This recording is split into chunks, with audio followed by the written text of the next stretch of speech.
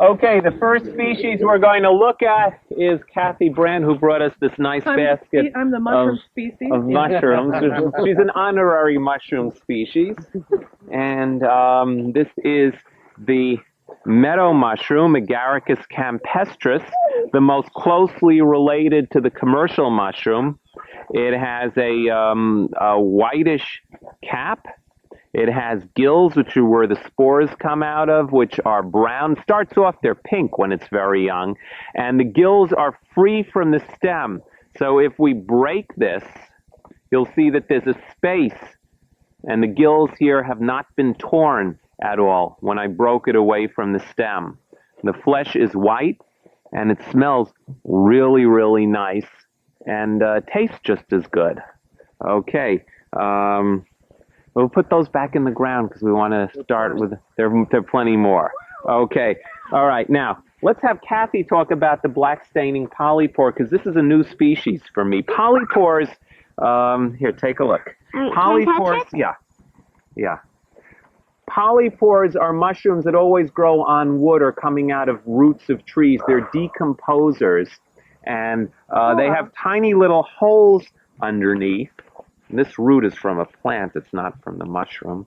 They have tiny little holes underneath. You need a magnifying lens to see them, and this one where it's bruised or touched stains black, which for some reason accounts for its name, the black staining polypore. What's the Latin name for it? Meripilus gigantea. Meripilus gigantea. And how would you describe the flavor, Kathy? This mushroom is a very meaty flavored mushroom. It's so strong that I use it with tomatoes and onions and make a tomato sauce out of it. You have to get it when it's really young like this because it gets tough very fast. It gets much bigger. It leafs out. Well, you have to cook it for quite a while. Yeah. We have to find it. These we'll be finding you'll be able to take home and try. So let's go over. Wait, you don't eat them raw. You don't eat raw mushrooms. Okay, which puffball did you find? This looks like the sculpted one. What's the scientific name of it? No, this is puffball? Calvatia? Yeah, it's a Calvatia. Can you take a piece off so I can Well, I'm going to open it up because if they're black inside, they're not true puffballs and they're poisonous. If they're yellow inside or they're full of powdery spores, they're too old. These have to be white, like cream cheese inside. Unless you're a vegetarian, then they're white like tofu and soft. Here, tell me if it's soft inside. It's soft, alright. Okay. Does it smell good? I can't smell it. Hold it next to your nose and see how much you can smell. Can't smell things. No? Okay, well, they are very, very delicious mushrooms. Can we try them now? If you can cook them now, you could try them now. Do you mean that there are no mushrooms we can eat raw? Well, you can actually get away with eating this raw, but they have things called hydrazines in them, which are unhealthful. They're carcinogens. So you shouldn't eat any mushrooms raw. Some mushrooms are known to get you sick if you eat them raw, and some are simply unknown edibility raw. So it's better to cook all the mushrooms. This is one of the puffballs. We may find more of them. Okay, now this mushroom is a wine cap Stropharia. This is another decomposer. It grows in wood chips. It has gills underneath, which start off whitish and turn lilac. This must be a very young one because you can barely see the lilac wine color of the gills. The cap is a reddish, nice dark reddish brown color. It has a moist feel to it. Can you take a little off? Well, okay, here, let's take it off. You can see here, unlike the Agaricus mushroom, the gills are attached to the stem because look, the gills tore off here when I try to remove them from the stem. There is a ring around this. The ring has little vertical lines on it. That accounts for the scientific name Stropharia rugoso-annulata, means roughened ring, which this certainly has. And these little white things on the bottom are the body of the mushroom, the mycelia. This is the part that grows in the wood chips and decomposes the wood chips, using the wood chips for food and then returning the wood chips to the soil. And this is a choice edible. The wine cap Stropharia, the first thing you want to do when you pick it is break off the bottom part that has the dirt and put that back into the soil. The worst thing to do is turn it upside down so the dirt from the bottom falls into the gills, in which case it's very hard to clean. And you also remove the ring. The ring seems to pick up dirt and grit also. You can see little pieces of grit in there. And then it requires almost no cleaning, just a little run under the water, maybe with a soft toothbrush. The way I like to cook wine caps, instead of the standard cooking method with onions and garlic, which makes them good but not excellent, chop them up after they've been cleaned. Put them in a heavy pan with just the tiniest amount of olive oil, so it doesn't stick to the bottom, and put the heat on low. Stir once in a while. In about 5 minutes, they start to give off juice. Then since they're wine caps, of course, you add wine. You add some lemon juice, a dash of nutmeg, and if you have some fennel, add that as well. Dash of salt if you like salt. Then you cover it and let them simmer in their own juices about 10 minutes or so. Remove the cover. This is always cooking on low. And now you turn the heat on high and cook, stirring constantly until all the liquid is evaporated or absorbed. And they are fantastic that way. Stropharia rugoso-annulata. There it is. Wine cap Stropharia. Red-brown to tan cap, lilac to gray-black gills, and a lined ring on the stalk. That's the description. And the picture is on 203, 204. I have never seen a wine cap this red, ever. So this is a misleading picture. I think they had some problems with the color plates here. This looks a little bit more typical, but still not the same color red as the typical wine cap color, which is this color. This mushroom read the description and didn't look at the pictures before it grew. So here it is. You cook and eat the stem as well? Yes, yes. The stem is a little tougher than the cap, so I sometimes separate the stems and caps, and I'll put the stems in my prime recipes, the caps in the prime recipes, and save the stems for sauces and soups.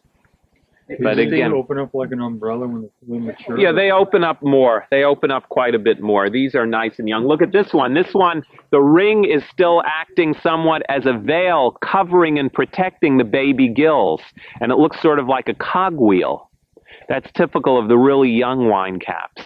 You see the veil, which is going to become the ring, covering the gills and acting like a cogwheel. Now, you had a question before?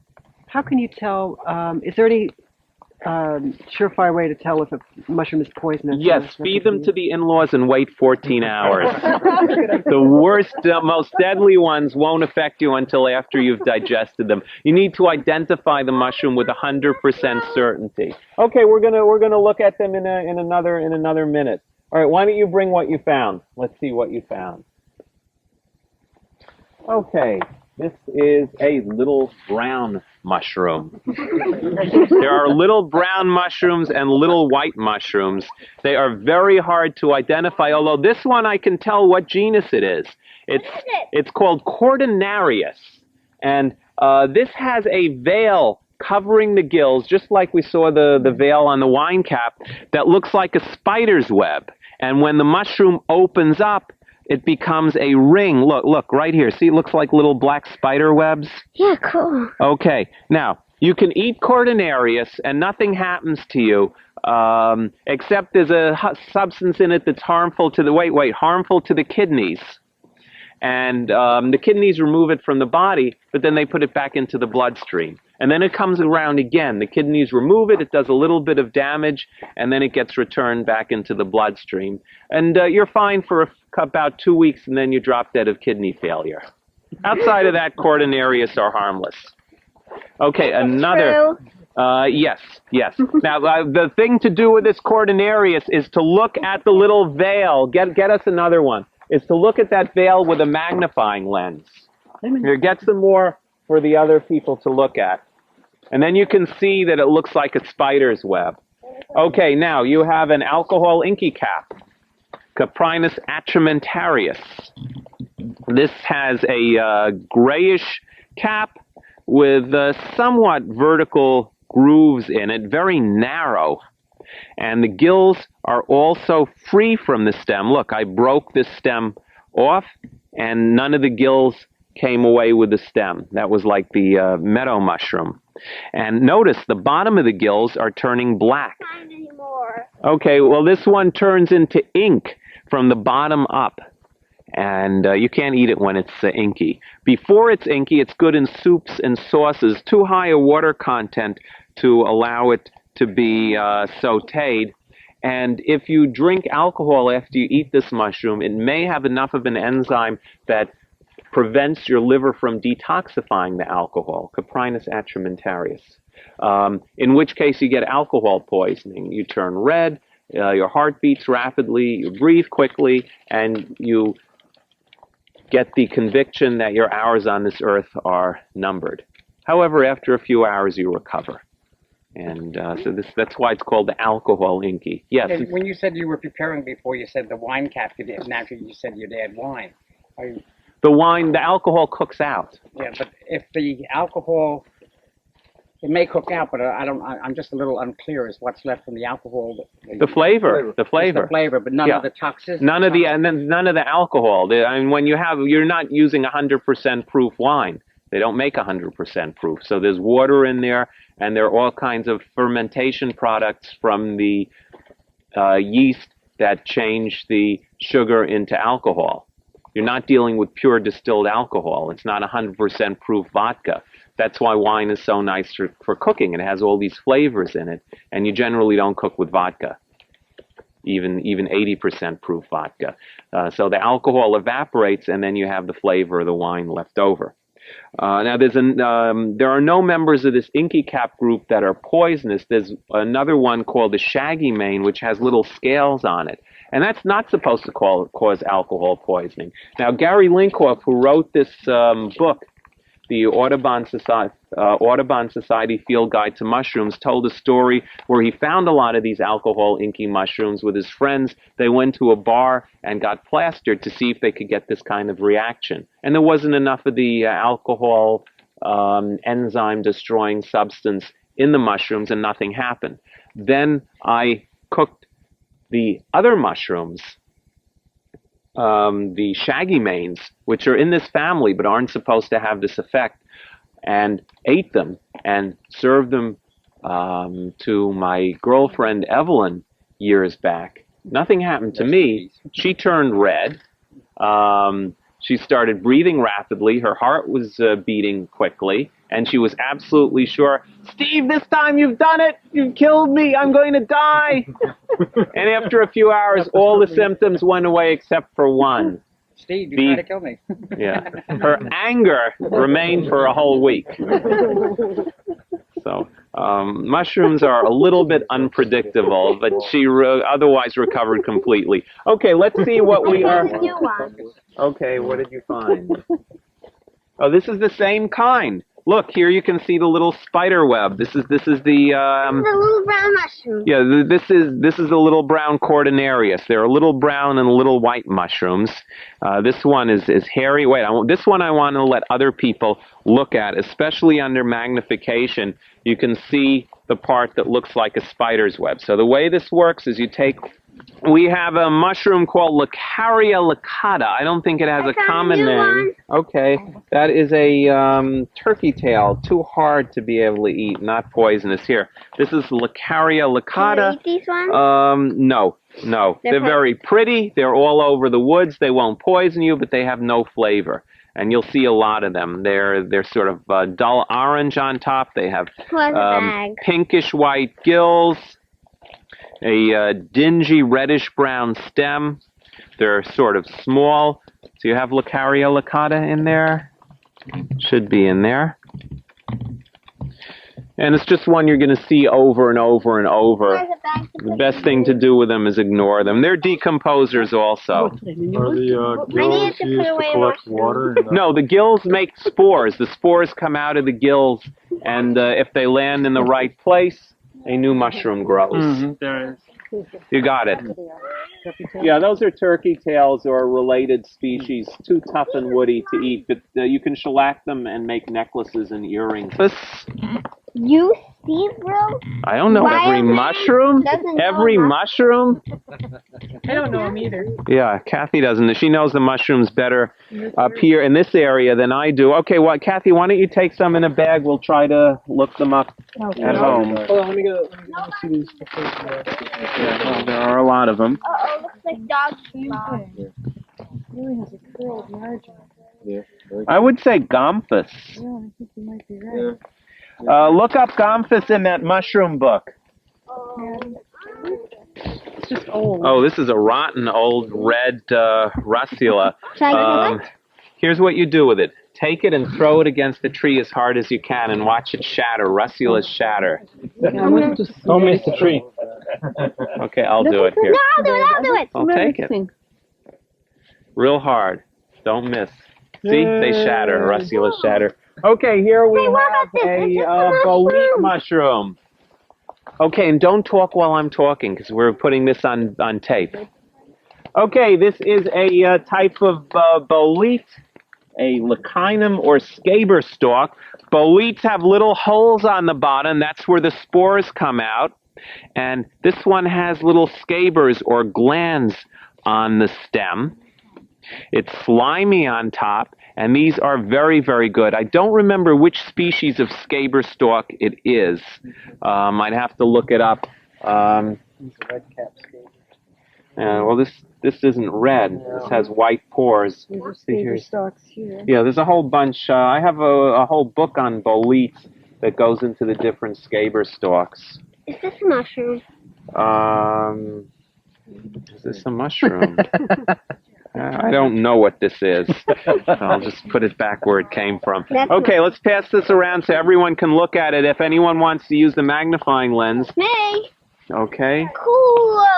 Well, let's let the adults look at it first this time because you looked at the other one Very first. tasty one, huh? Yes, yes. Puffballs in aspic. They look like they're covered with jelly. These are not edible puffballs, but look at them. They have stalks. And they have this jelly-like substance surrounding them. And here are the spores. Look. Don't breathe the spores in. They can make you cough. But here they are. Here, you want to try it? Squeeze them. Look, they're fun. I want to try it. Okay, she wants to try it. You lost your turn.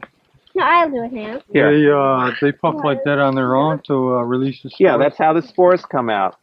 Wonderful. Excuse me, this red one, is this the same thing down Yes, here? yes. Right there. Stalked puffball in aspic. Okay, and what do they feed on? They feed on the debris. Look how rich this forest is in debris. All these decaying leaves and twigs and dead insects and everything else. So this is the stalked puffball in aspic. Oh, it's this nice pretty berry here. Ooh. This is false Solomon seal. And the stem of this is good in the spring when it first comes up. Hold them. It's very, very delicate. Very, very easy. That's another tough woody poly. Maybe you can stroke this one, the one that Jeb has. If you cook it, it'll taste like What that. one is them? Okay, we got a nice little salamander there. That is definitely not in our... Oh, look. Okay, Robin, get our mushroom. Okay. Okay, here we have something that looks... Where's the salamander? I don't want to step on it. It's right under this leaf right there. All right, so I can come out this way.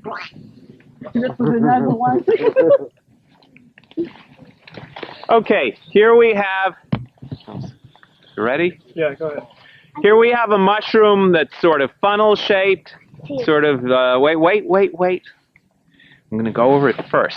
It's funnel-shaped, sort of an orange-brown. It has white gills crowded together.